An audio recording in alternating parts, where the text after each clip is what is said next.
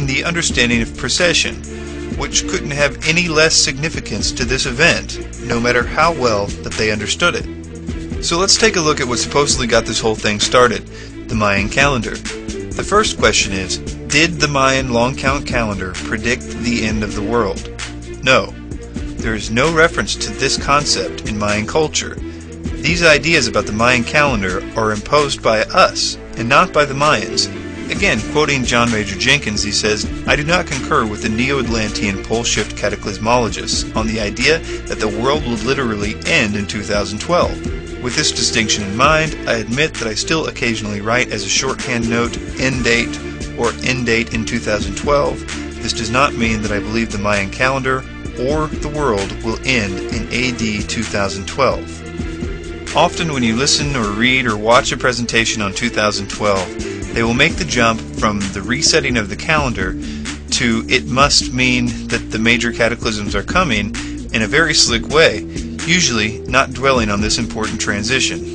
Those that do mention it usually cite one of the following reasons to tie it together.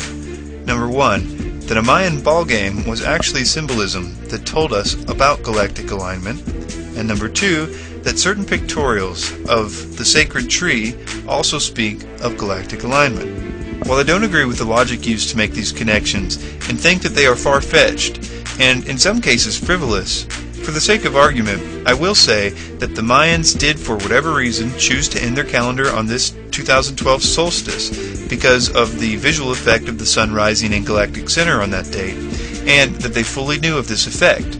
But even then, this would only be of local, religious, or mathematical significance.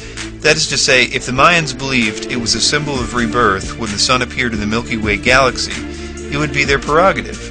But it wouldn't have any galactic importance. There's also this idea that the Mayans were able to miraculously determine these events, but it should be noted that Western society discovered the precession of the equinoxes at least 100 years before the first Mayan calendar was ever made, so it wasn't exactly a new concept. The calculations to determine these events are not magical, but a matter of mathematics and astronomical observations.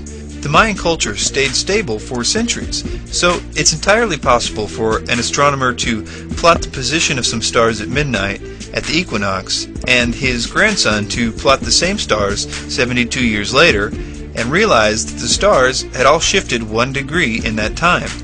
Multiply by 360 and you get the precession cycle of 26,000 years. Almost certainly this is how they did it, because that's all it takes.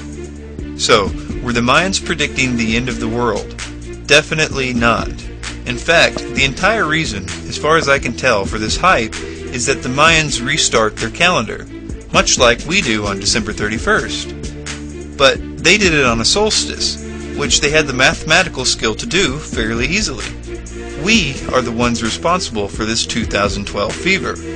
We have put a lot of words in the Mayans' mouths. We have thrown pole shifts and Planet X and solar flares and everything else into the mix, all of which have no connection and not only weren't suggested by the Mayans, but it would be impossible to predict any of those things using any of the methods we are told that they used to make such predictions. Not to mention that we have been told untruths about things like our solar system aligning with galactic center, which it did 3 million years ago, and we won't be returning for another 30 million years. I think there could be many reasons why this idea is so actively being promoted to the world. I encourage you to draw your own conclusions. However, while doing the research on this, I finally found out why I think it's being done. The following is my personal view, and it may be extreme, and if you don't agree with it, I encourage you not to throw the baby out with the bathwater, because the 2012 theories are still wrong, no matter what. If you don't want to hear my analysis, feel free to shut off the video at this point. Many 2012 researchers are quick to point out how things will be getting much worse upon the approach to 2012, and we will see many cataclysms and earth changes on the way to our promised enlightenment. I think that this has to be promoted as much as possible to people so that when they see these kinds of things happening in the next few years, which I agree will happen, but for different reasons, everyone will try to endure these things, thinking it's a natural cycle, never realizing the obvious fact, which is that the Bible clearly prophesied what the days before the return of Jesus and the so-called birth pangs would look like, and even why they were happening and what to do about it. This 2012 thing is both the proverbial carrot on the string, which keeps us looking for our illumination, while simultaneously gives us the pride that we know that all these terrible things are a result of science. Thus, there is no reason to pay attention to any of that. I hear a lot of criticisms of the Bible. I'm not too impressed with most of them. But surprisingly, the one that could really have an impact is never used, even by the fiercest critics, which is challenging the fact that the Bible has never missed in regards to prophecy.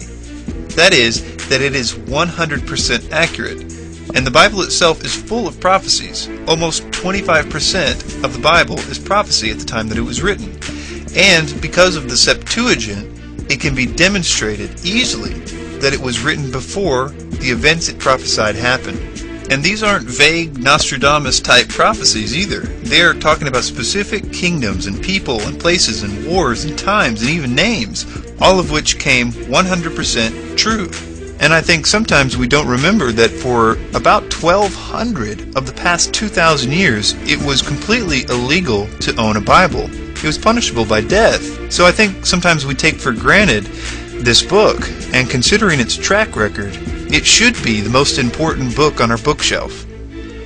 Thank you for your time.